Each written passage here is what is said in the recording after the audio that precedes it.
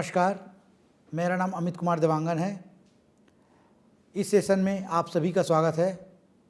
पिछले सेशन में हमने transaction management and concurrency control से रिलेटेड बेसिक इन्फॉर्मेशन प्राप्त किया था।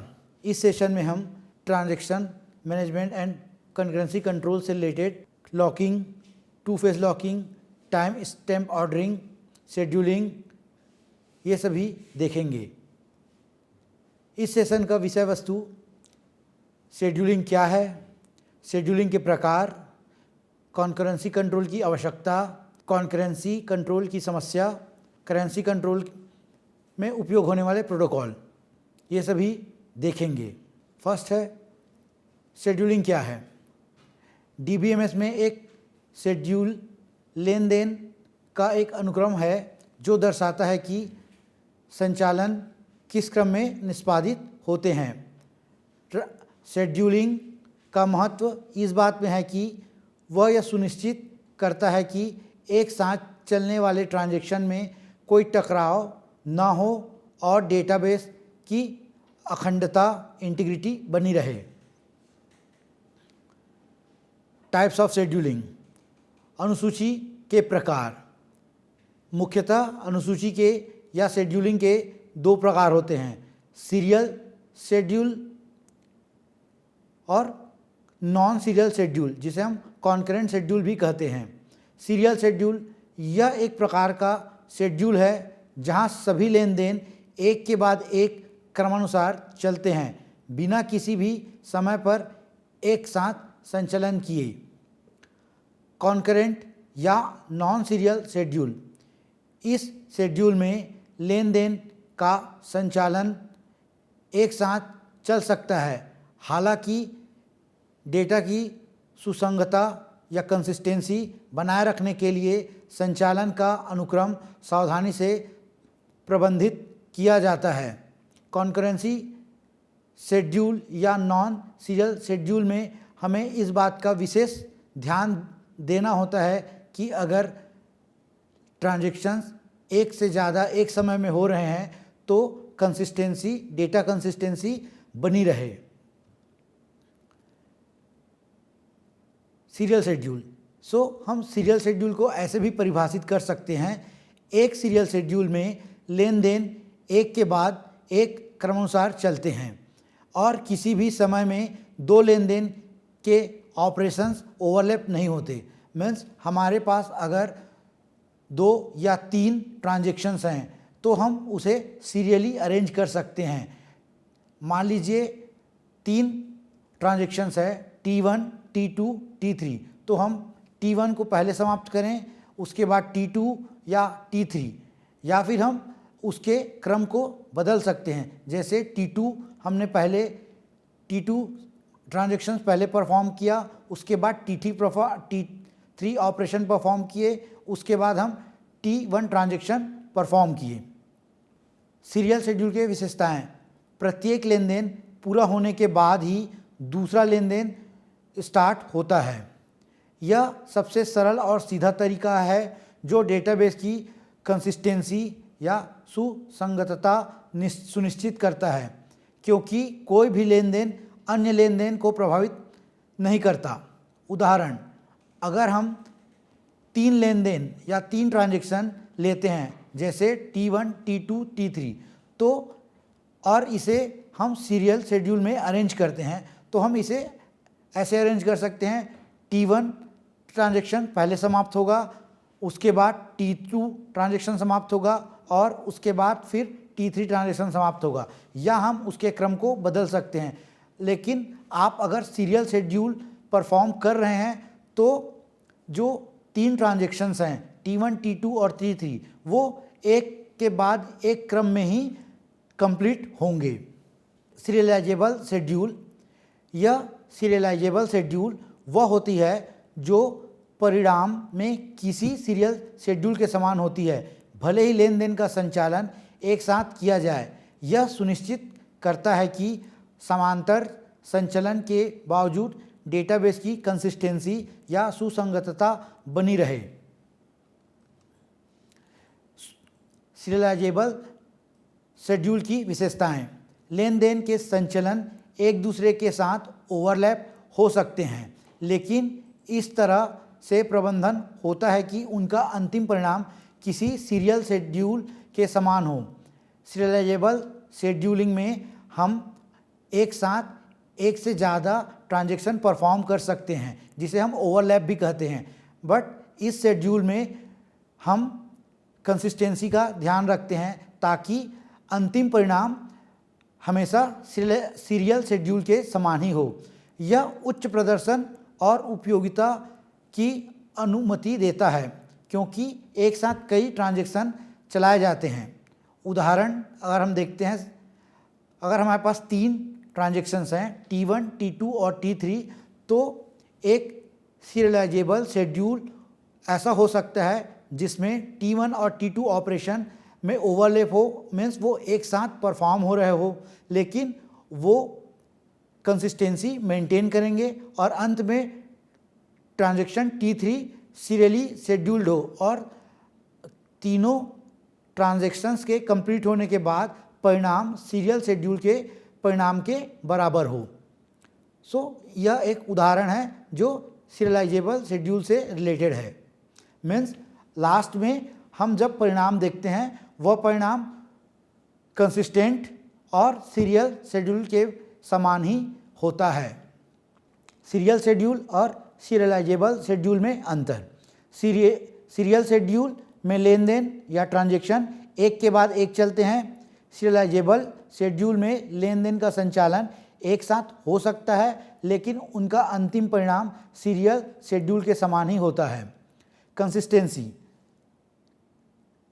कंसिस्टेंसी के अनुसार दोनों शेड्यूल में डिफरेंस।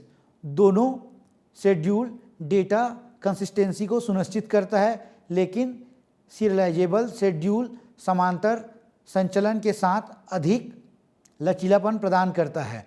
अधिक लचीलापन मीन्स ये फ्लेक्सिबल होता है, जिसके थ्रू आप आसानी से और जल्द ही अपने ट्रांजैक्शन को कंप्लीट कर सकते हैं, लेकिन उनका जो परिणाम होता है वह सीरियल शेड्यूल के समान और सही होता है और यह कंसिस्टेंसी को प्रॉपरली मेंटेन करके रखता है। डीबीएमएस में कॉन्करेंट कंट्रोल की आवश्यकता है। डीबीएमएस कॉन्करेंसी कंट्रोल एक महत्वपूर्ण ट्रांजैक्शन है जिसका डीबीएमएस में बहुत आवश्यकता है। इसके निम्नलिखित आवश्यकताएं हैं। पहला, डेटा कंसिस्टेंसी या सुसंगतता बनाए रखना। कंकरेंसी कंट्रोल यह सुनिश्चित करता है कि जब कई लेन देन एक साथ डेटाबेस तक पहुंच रहे होते हैं तो वे डेटा को कंसिस्टेंट और सटीक बनाए रखें। यह महत्वपूर्ण है क्योंकि लेन देन डेटा को पढ़ने, अपडेट करने या डिलीट या हटाने के लिए हो सकता है और बिना उचित नियंत्रण के ये क्रियाएं डेटा की कंसिस्टेंसी को खतरे में डाल सकती है। नेक्स्ट आवश्यकता है डेटा की अखंडता या इंटीग्रिटी को सुरक्षित करना।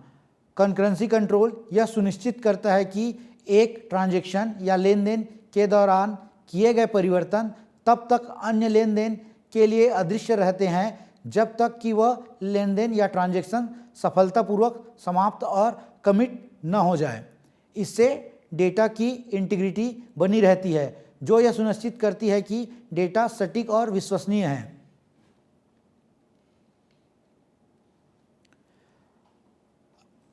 तीसरा, data security and data safety.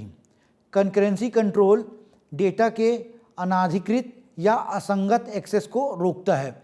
यह सुनिश्चित करता है कि ट्रांजैक्शन के दौरान डेटा में किए गए बदलाव केवल अधिकृत उपयोगकर्ताओं द्वारा ही किए जाएं और देखने में यह सुलभ हो। फोर्थ, डेटाबेस सिस्टम का उच्च प्रदर्शन, high performance. Concurrency control system को पैरेलल ट्रांजैक्शन को संभालने की अनुमति प्रदान करता है जो डीबीएमएस या डेटाबेस मैनेजमेंट सिस्टम के समग्र प्रदर्शन को बढ़ाता है। यह सुनिश्चित करता है कि सिस्टम अधिकतम दक्षता और गति से काम करे, जिससे प्रतिक्रिया समय में सुधार होता है और उपयोगकर्ता अनुभव बेहतर होता है। मीन्स जब हम कंकरेंसी कंट्रोल में समानांतर लेन देन स्टार्ट करते हैं, इससे हमारी दक्षता बढ़ती है और गति भी और समय भी कम लगता है। Next, fifth, data ensure data uniqueness और इंटीग्रिटी। डेटा अद्वितीयता और अखंडता सुनिश्चित करना। कॉन्करेंसी कंट्रोल तकनीकें जैसे लॉकिंग, टाइम स्टैंपिंग, मल्टीवर्जन डेटा अद्वितीय और अखंडता सुनिश्चित करती है। यह विशेष रूप से महत्वपूर्ण है जब डेटाबेस में एक ही डेटा आइटम पर एक ही समय में कई लेन देन किए जा रहे हों। ये सभी कॉन्करेंसी कंट्रोल प्रोटोकॉल्स हैं जिसके थ्रू हम यह सुनिश्चित करते हैं कि जब हम एक समय पे एक ही डेटा पे एक से ज़्यादा ट्रांजैक्शन परफॉर्म करें तो वो डेटा आइटम के डेटा को कंसिस्टेंट बनाए रखें।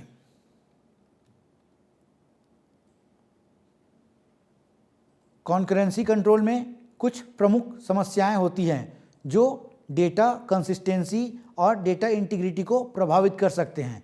सो फर्स्ट समस्याएं हैं लॉस्ट अपडेट। यह समस्या तब होती है जब दो या अधिक ट्रांजैक्शन एक ही डेटा को रीड करते हैं और उसे अपडेट करते हैं।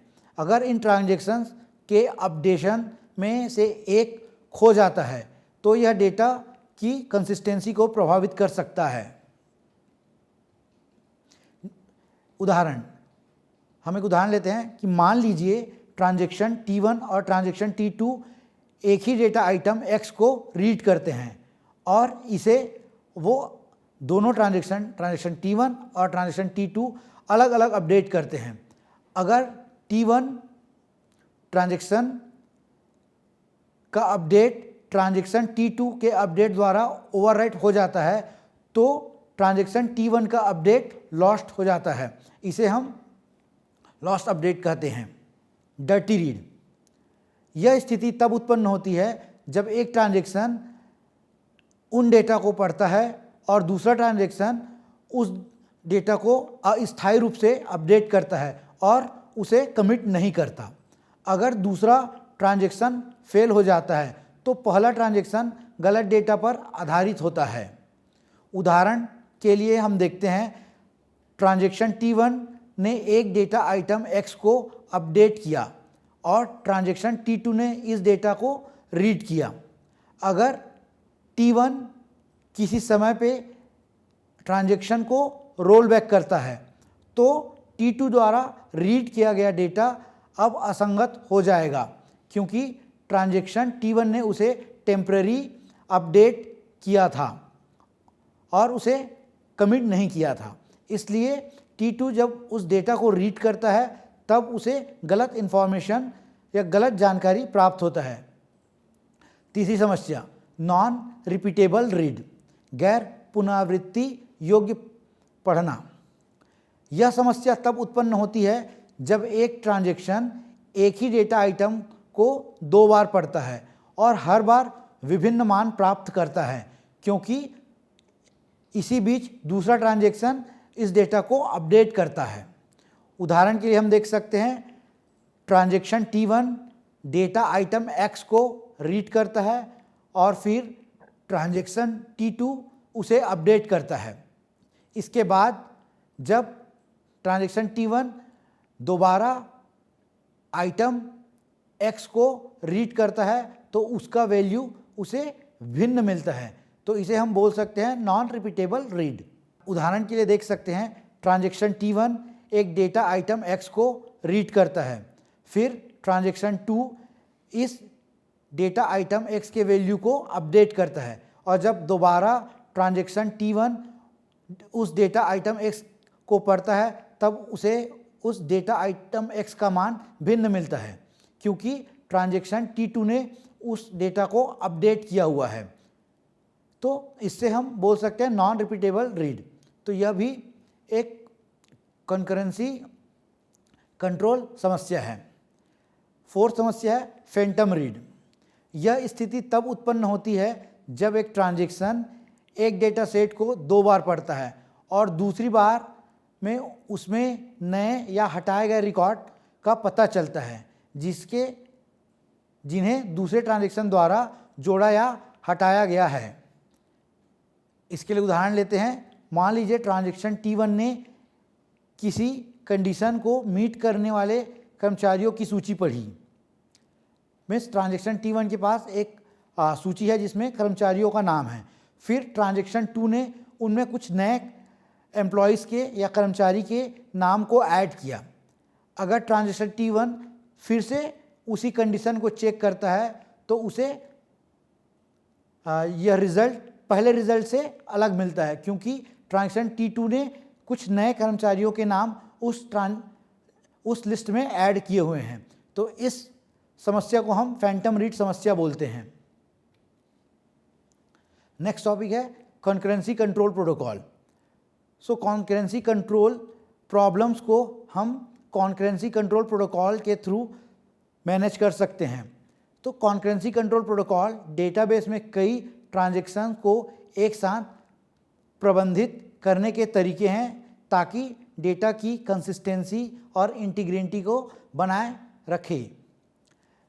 हम डेटा कॉन्करेंसी प्रोटोकॉल 3 प्रकार के होते हैं: लॉग बेस्ड प्रोटोकॉल, लॉक आधारित protocol, time stamp based protocol और 2 फेज लॉकिंग प्रोटोकॉल।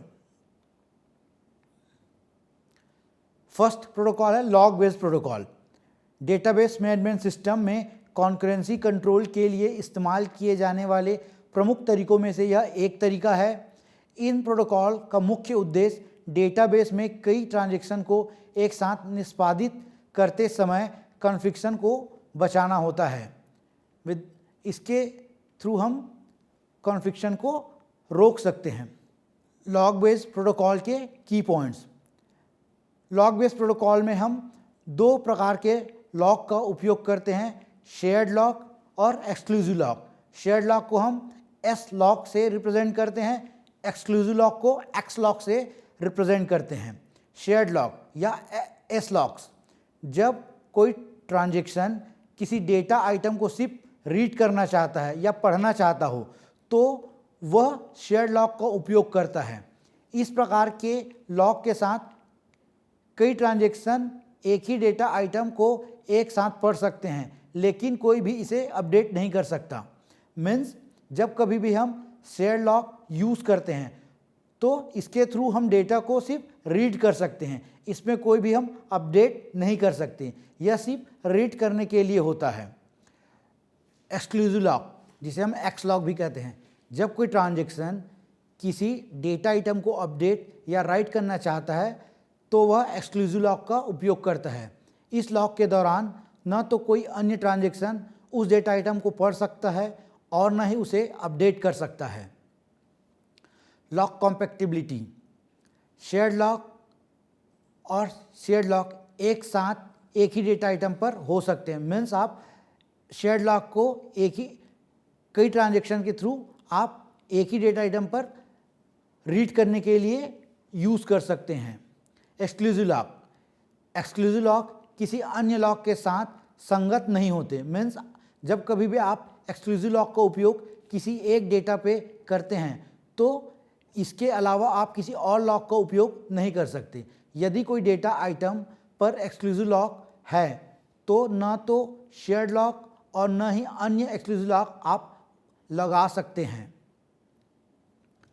एग्जाम्पल, मान लीजिए हमारे पास एक डेटाबेस है जिसमें एक अकाउंट टेबल है और 2 ट्रांजैक्शन T1 और T2 है।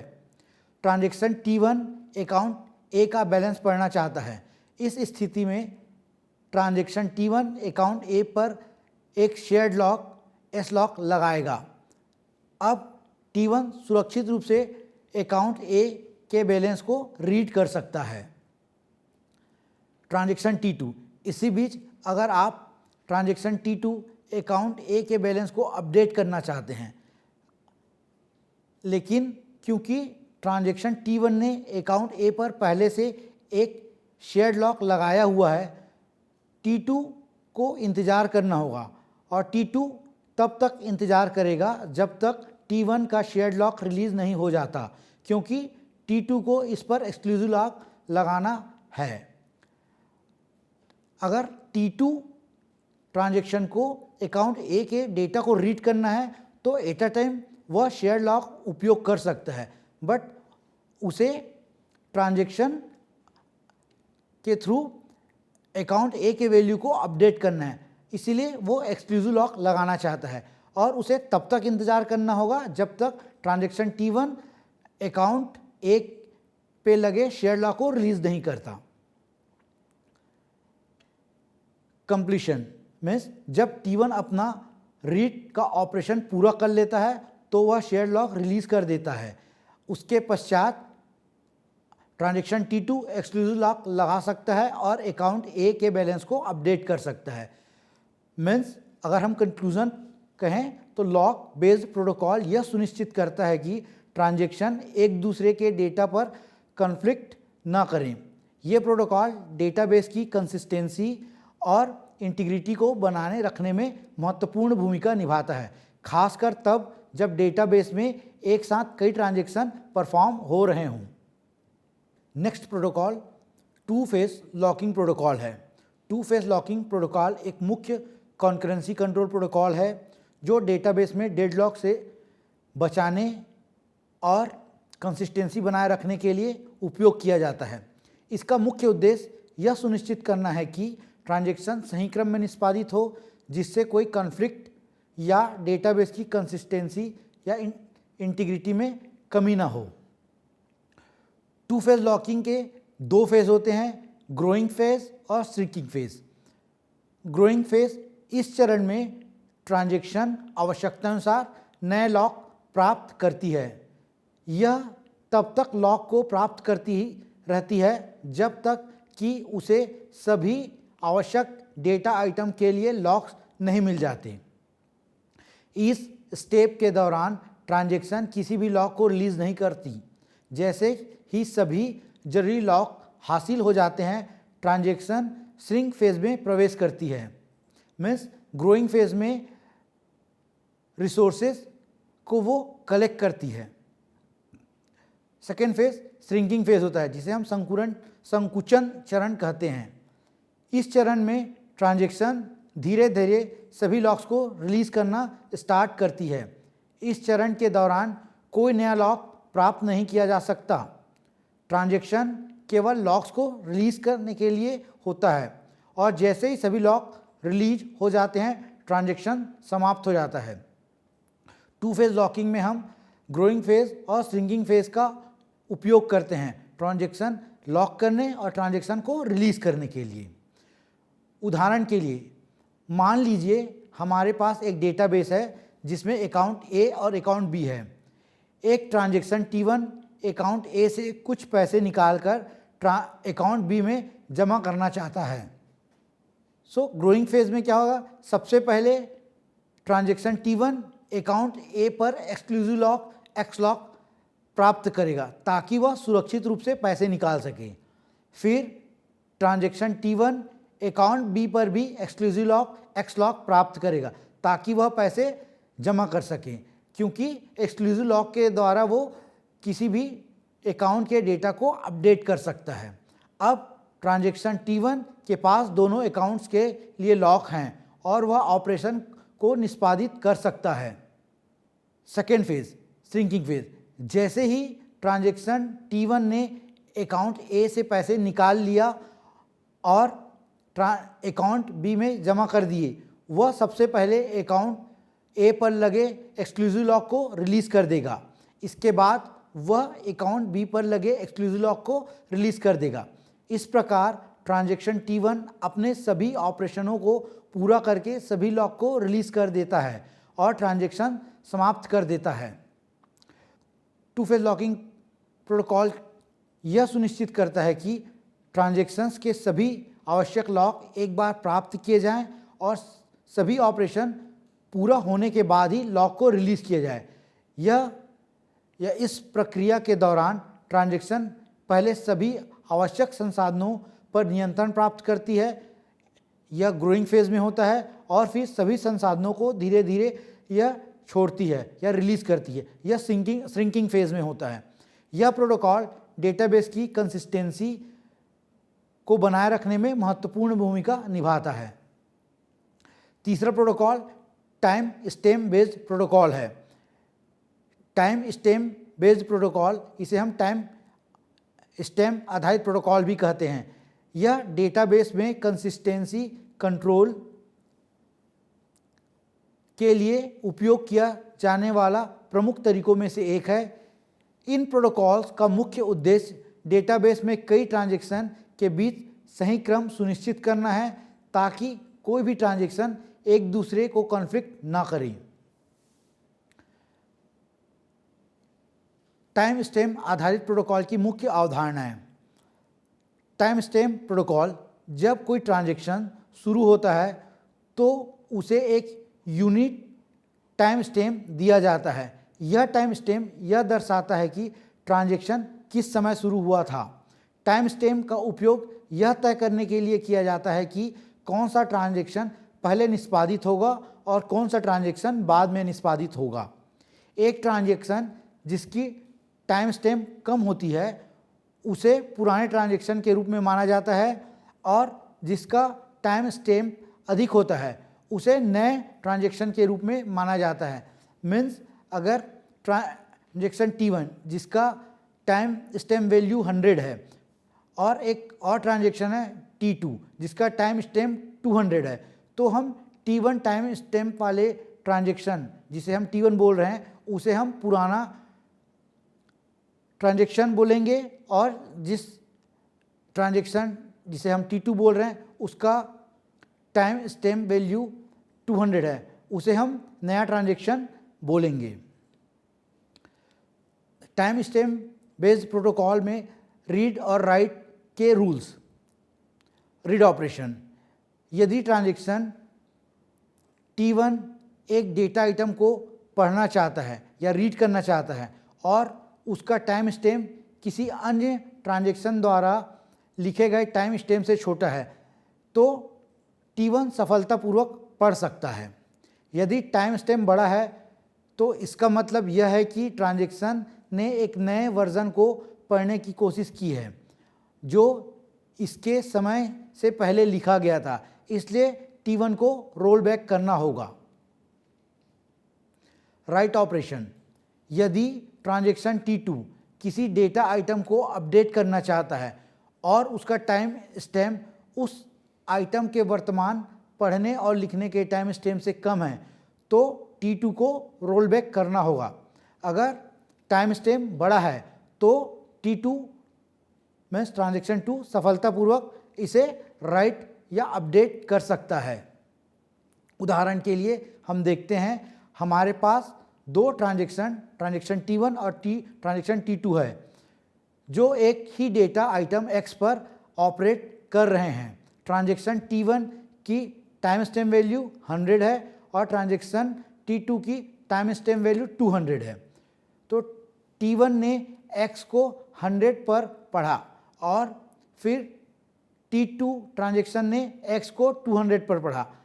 अब T1 X को अपडेट करना चाहता है लेकिन T2 पहले ही एक नए वर्जन को पढ़ चुका है और उसे अपडेट कर चुका है। मीन्स ट्रांजैक्शन T2 का टाइम स्टैम्प वैल्यू 200 है, उसने करेंट टाइम पे X के वैल्यू को पढ़ा और अपडेट किया है, इसलिए जब ट्रांजैक्शन T1 उसे पुनः पढ़ना चाहता है तो उसे वह अपडेटेड वैल्यू प्राप्त होगा। चूँकि T1 का टाइम स्टैम्प T2 से पहले का है अतः T1 का अपडेटेड स्वीकार नहीं होगा और उसे रोल बैक करना होगा क्योंकि यह पहले पढ़े गए डेटा का पुराना वर्जन को ओवरराइट करने की कोशिश कर रहा है। Time stamp based protocol database में ट्रांजैक्शन के सही क्रम और एकाग्रता को बनाए रखने में मदद करते हैं। ये प्रोटोकॉल सुनिश्चित करता है कि कोई भी ट्रांजैक्शन अनुचित तरीके से किसी अन्य ट्रांजैक्शन के डेटा को प्रभावित ना करें, जिससे डेटाबेस की अखंडता इंटीग्रिटी बनी रहे। मुझे आशा है कि आप लोगों को इस सत्र से संबंधित विषय वस्तु के बारे में जानकारी प्राप्त हुआ होगा। आपको शेड्यूल क्या होता है, शेड्यूल कितने प्रकार के होते हैं, कॉन्करेंट शेड्यूल क्या होता है, उससे जुड़ी समस्याएं क्या होती है और उस समस्याओं को निराकरण से संबंधित प्रोटोकॉल क्या होते हैं, इनके बारे में विस्तृत जानकारी प्राप्त हुआ होगा। धन्यवाद।